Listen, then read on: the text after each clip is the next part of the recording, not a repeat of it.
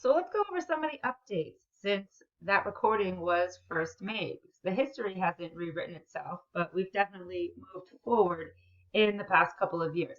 So as we know, the Common Core has been implemented. It was implemented in all of the states that signed up for adoption of it, and it didn't go so smoothly in some places. Implementation was controversial. So we know we started in 2009. A lot of states did kind of a soft implementation, but the real trouble began, of course, when the testing was put into place. So those of you who teach in California know that we took a different approach than some. What we did here was we put the old CST kind of on hold or allowed states to allowed districts to opt in.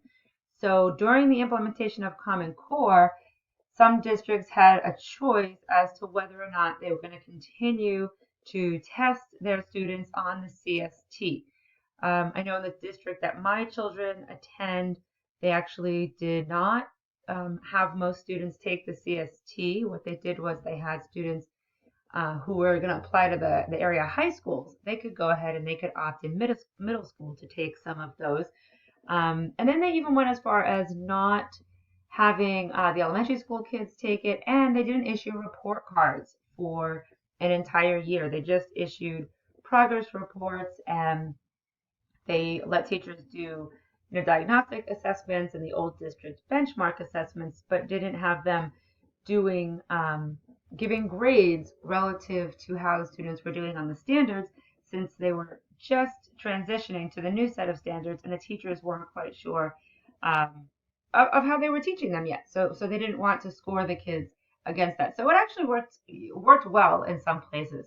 I think in California we had, even though we do have groups that started the opt out of Common Core movement, it hasn't been as controversial as it was in some of the states like New York and New Jersey, where a lot of that controversy was kind of all tied up in the fact that the publisher Pearson was making a lot of money from creating the tests. They went with the PARCC assessment as opposed to Smarter Balance, and they kind of just rolled out the assessments, and they did not go well.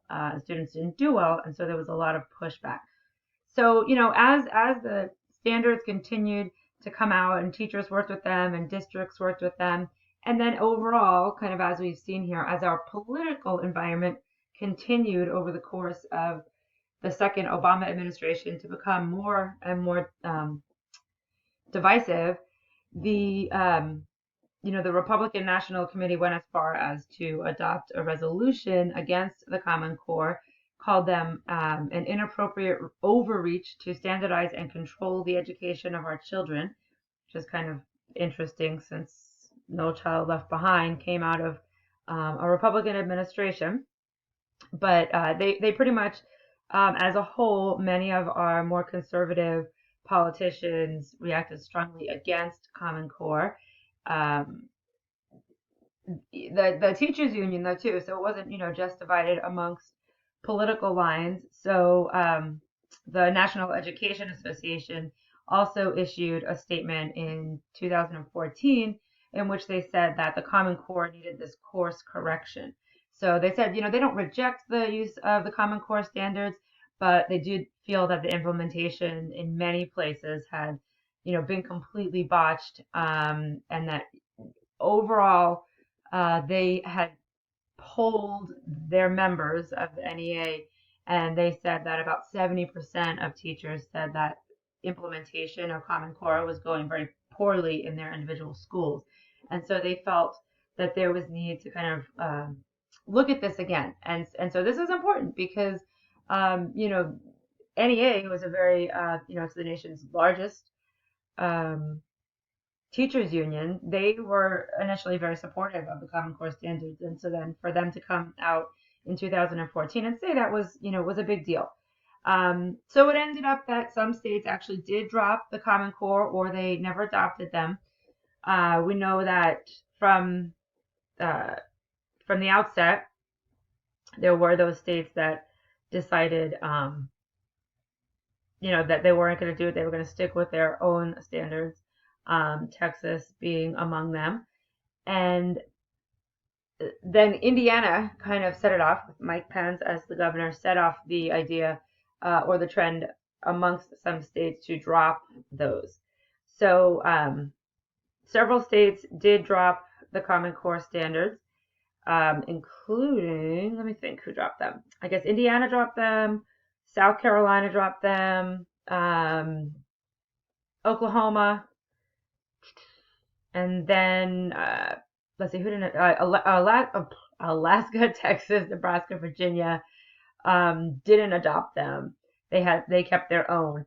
And then there's been other states that have just had issues, and so the implementation has gone a little differently. But I think as it stands now, there's 33 states that are in full implementation of the Common Core. So again, lots of controversy, and now that the assessments are coming in, it's kind of mixed because we know implementation, to see anything really happen, you need a good 3 to 5 years of data to really get an idea of how it's going. We know in California, we're just kind of getting to that point where we've been giving these assessments. And so initially, the SBAC assessment, or the CASP here in California, the results were lower than they had been on the CST, but year over year, we saw improvement. So we saw improvement from the 2015 scores to the 2016 scores. And so we'll see what we get, this year, right? So there are many states, the majority of states, still going ahead. And even those states who dropped it, many of them, what they did was they revised, or they made committees who were going to take a look at the standards, and they were going to change them. And so, because that's a very expensive undertaking and it takes a long time, what many of them actually did was they took the Common Core standards and they revised them. And so you'll see this term sometimes called, these are Common Core aligned standards, which some states have come out. But the interesting thing is that even in a state like Indiana, where there was so much pushback, I think that after they revised them, they were reviewed, and they still said that like 93% of the Common Core standards remained unchanged. So they changed, 7% of them. So not significant changes, but like many other things, largely a political move. So we left off a couple of slides ago talking about the reauthorization of No Child Left Behind.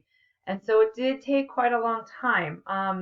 They had this kind of weird middle ground where they had the waiver system happening, and we had just this slow kind of dismantling of No Child Left Behind. But on December 10th, 2015, they did actually reauthorize that. And so it's now called the Every Student Succeeds Act.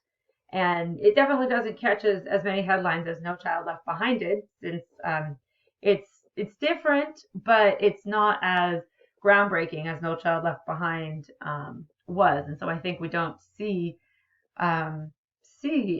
news about it as much as we used to with No Child Left Behind.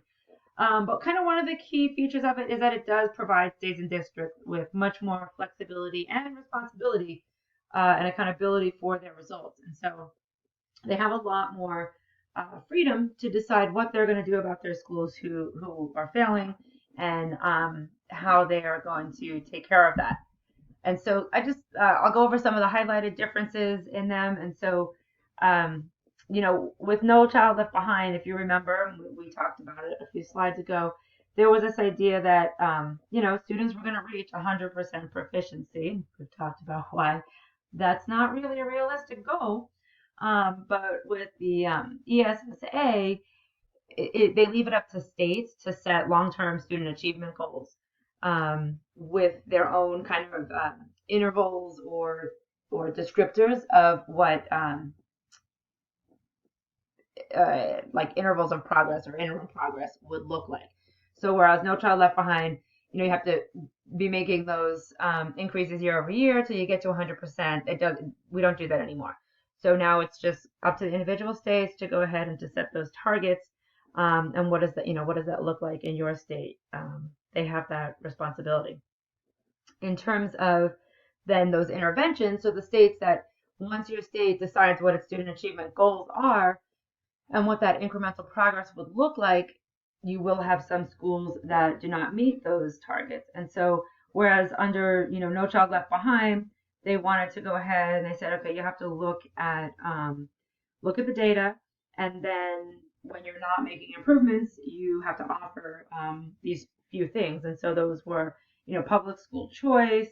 You had to give the supplemental education services, so like the on-campus tutoring could be an example of that.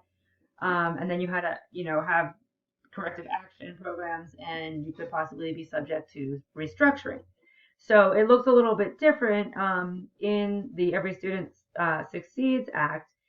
And so they have here two categories of interventions rather than just that choice of the four. They have this idea of, comprehensive and targeted interventions. And so they say that uh, schools, they have to implement the comprehensive, locally determined, again, district can determine what those interventions are, but they have to uh, implement the comprehensive intervention for the lowest performing 5% of Title I schools. Any high school that has a graduation rate that's below 67%, and then schools that have subgroups performing at the level of the lowest performing 5% of the Title I schools, based on whatever that state's accountability measures are. So, much more detailed and specific in the ESSA, which you would expect. No Child Left Behind, while very big and very detailed, was the first attempt at such a big law and so much regulation. And so, we implemented it for all those years, and now it's been, refined and targeted in some areas and left, bigger and more flexible in others. As far as those accountability indicators, that also is left up to the states, how they're going to determine who's high performing and who's a struggling school. And so with No Child Left Behind, you had to look at, everybody had to look at the test scores in elementary and middle school. And then each state could pick one other additional indicator. And then for the high schools, they had their test scores and the graduation rates. And so now with the new law, they again have more flexibility. And so they can look at, test scores, some other measure of student growth that can be determined by the states themselves. They also want to focus on English language proficiency rates.